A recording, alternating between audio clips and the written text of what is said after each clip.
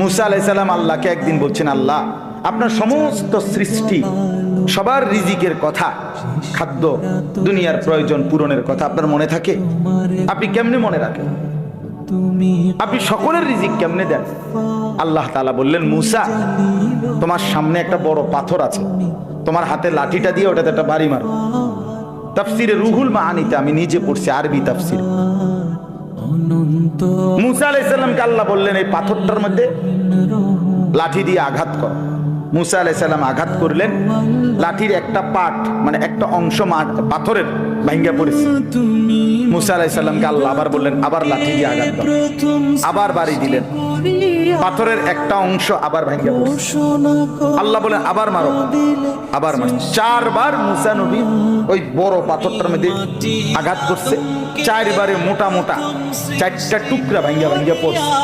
এই 4র্থ বারের পরে এই 4টা মোটা মোটা টুকরার ভেতর থেকে একটা ছোট্ট পোকা বের হইছে। মুসা আলাইহিস সালাম দেখতেছে এটার মুখের মধ্যে একটা ছোট্ট সবুজ একেবারে পিচ্চি পাতা, এটা কুটকুট কুটকুট করে খাইতেছে। আল্লাহ তাআলা বলছে, মুসা বুদ্ধুর কান লাগাইয়া শোনো ওই পোকাটা কি করে, তুমি বুঝবা কব, শোনো।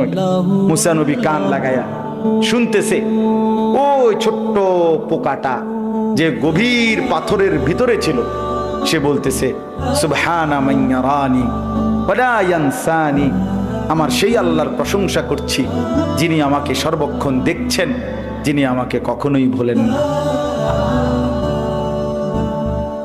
যিনি আমাকে কখনোই ভোলেন। আল্লাহ তাআলা বললেন, মুসা তো এবার দেখো এই পাথর উপর দিয়ে ভাবার কোনো সুযোগ নাই।